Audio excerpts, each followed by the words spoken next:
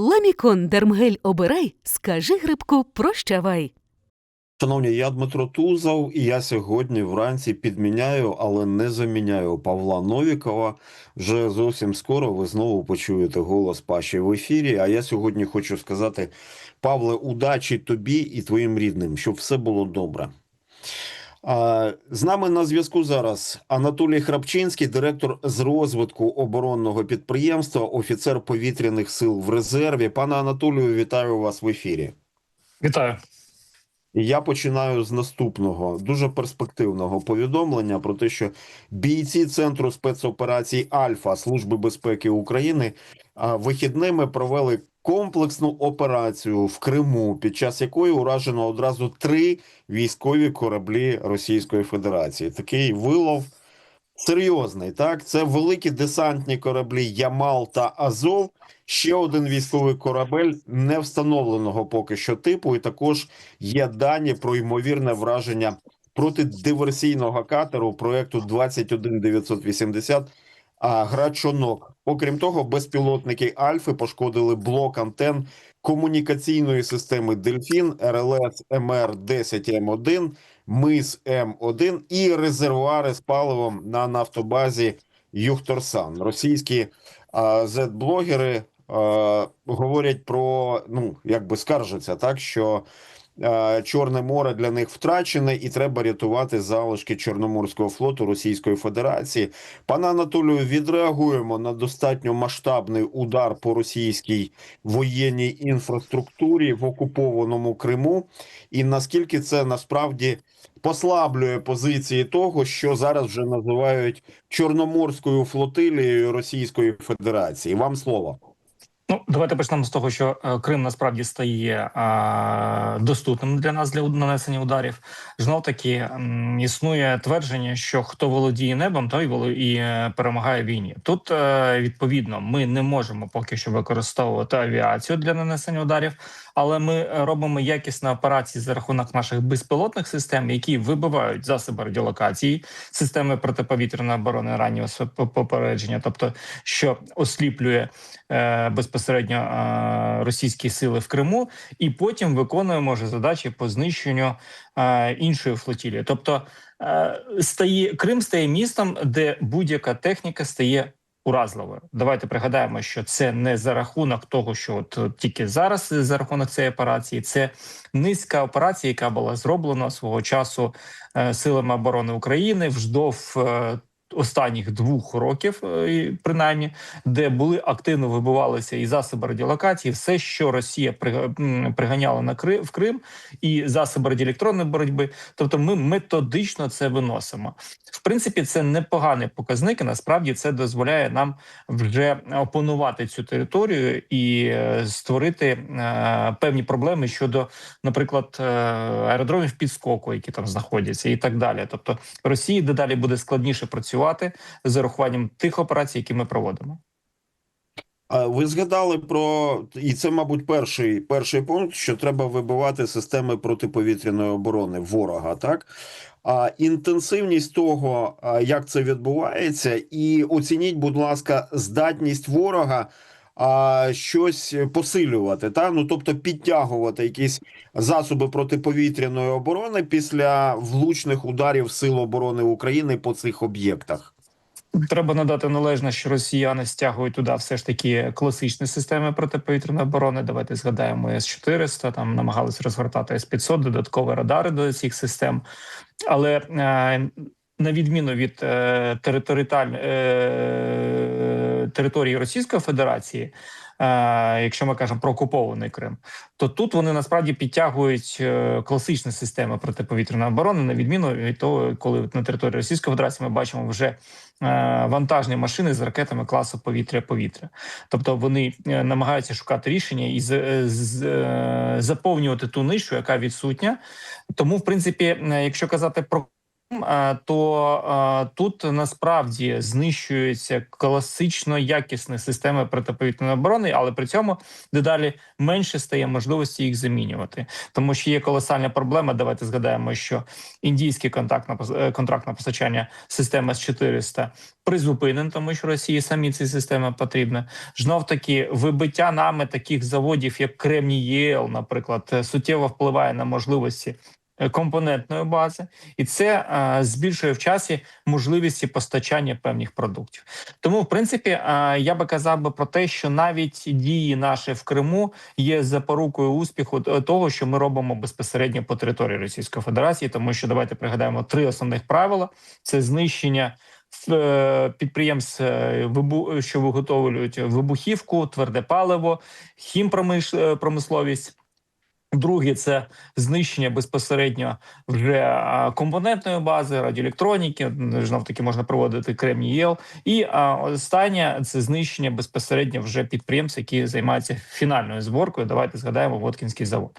Тому, в принципі, тут я би казав про те, що дії, які відбуваються в Криму, це результат загальних операцій і збільшення кількості ударів навіть по території Російської Федерації. Давайте згадаємо, що в принципі ми стали системними і системно виносимо додатковий елемент, який допомагає Росії закуповувати комплектуючі або там мати гроші. Це нафтова галузь, енергетика і так далі.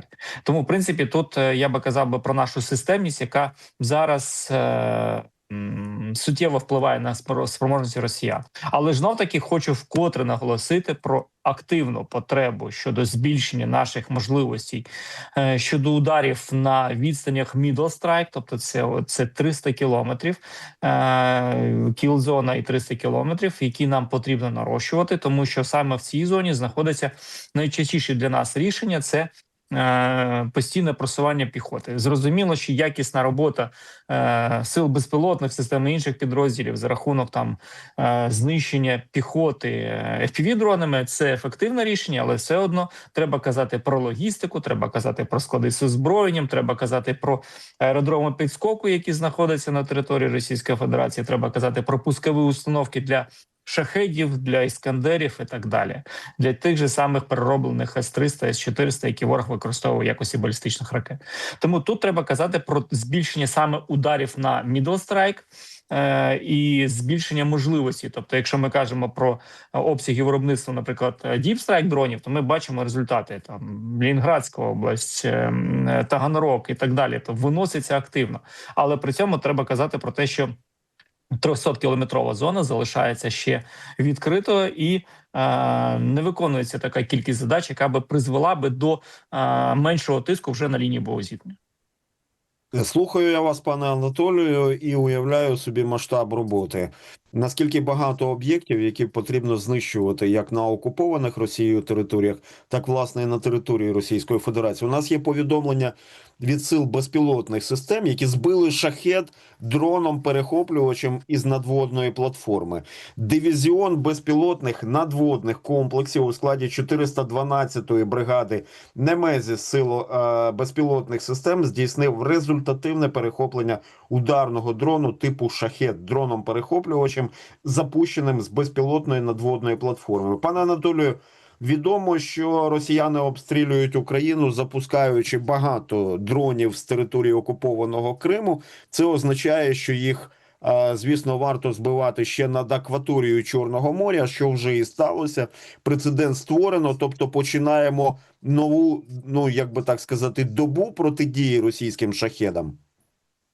Ну, давайте почнемо з того, що нам потрібно відтягувати пускові рубежі наших засобів ураження, тому що, наприклад, це суттєво скорочує час на виконання задачі, тому що якщо одна справа, коли ми з берегової лінії вилітаємо і там долаємо 25 кілометрів для того, щоб перехопити повітряну ціль, або ми все ж таки в секторі за 20 кілометрів від берегової лінії використовуємо наші пускові платформи, які допомагають нам перехоплювати такі повітряні цілі.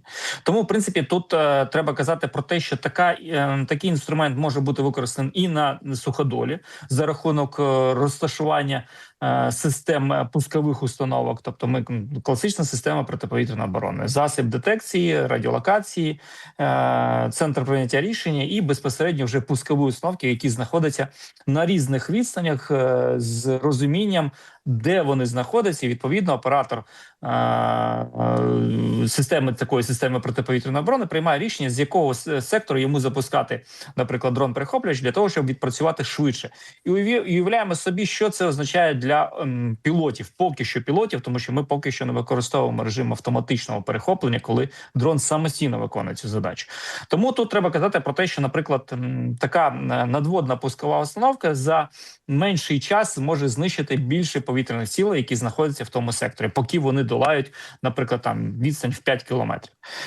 Тому що тоді виконання задачі може там сягати від 5 до 10-15 хвилин.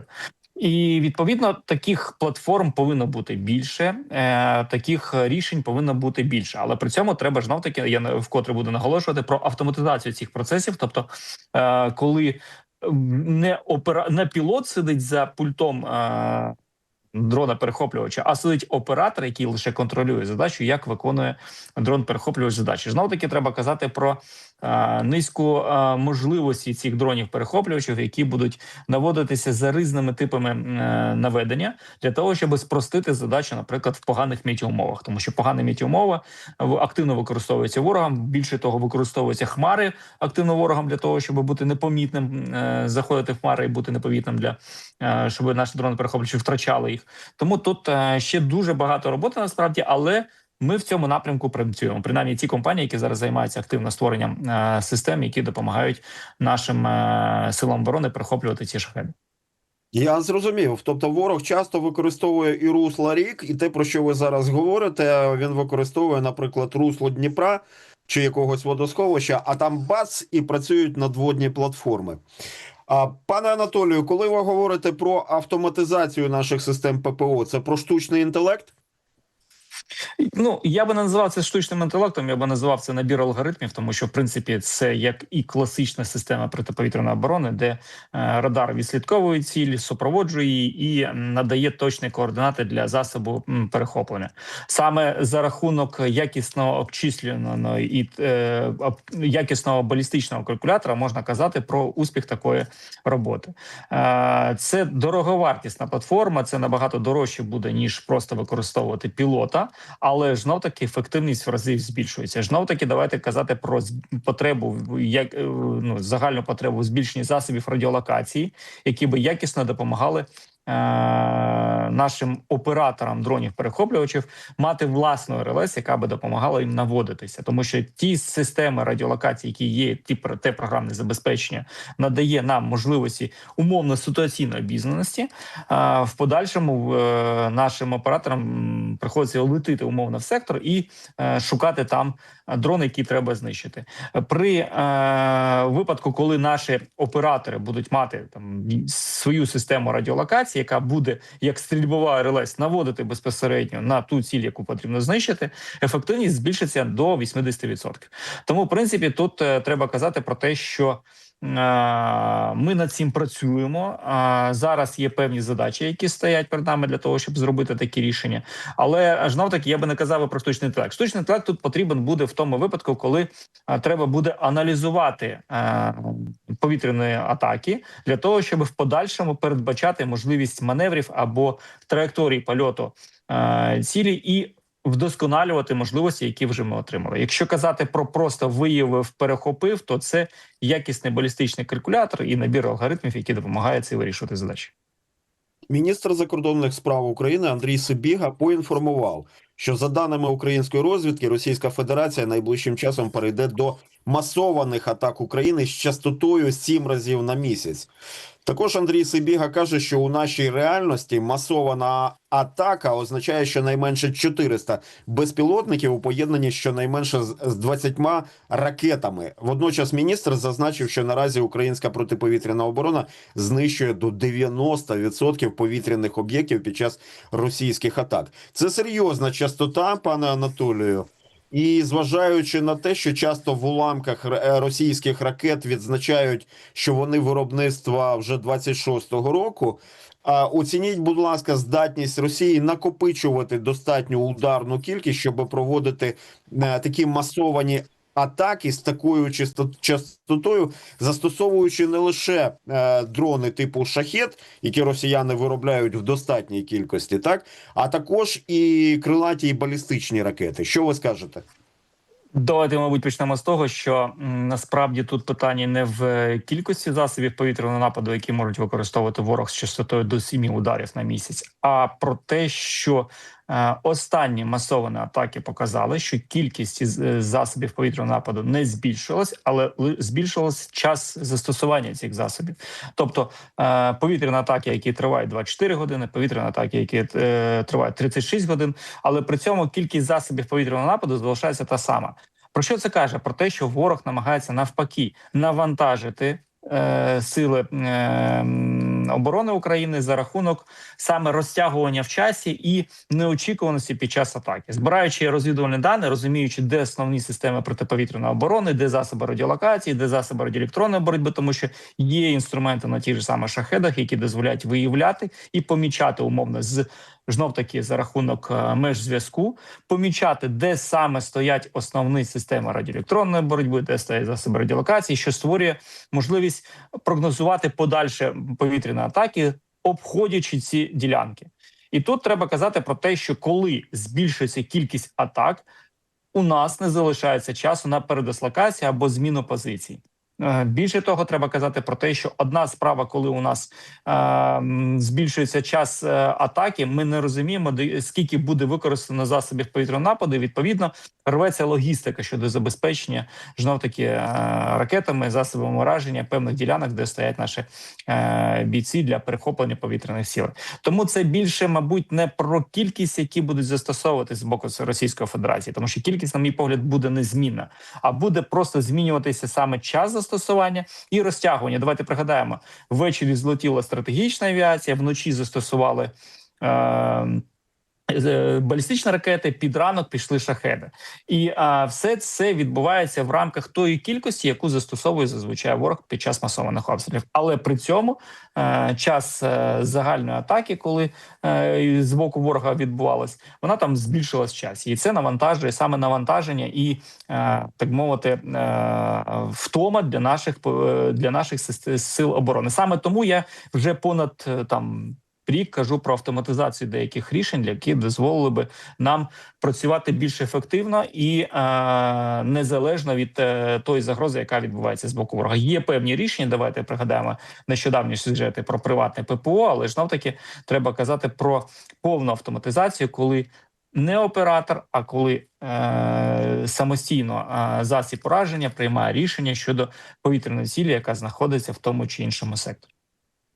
Пане Анатолію, король Швеції Карл XVI Густав вперше за 14 років приїхав в Україну, і мова йшла і про шведські Гріпени, і про систему підготовки українських пілотів.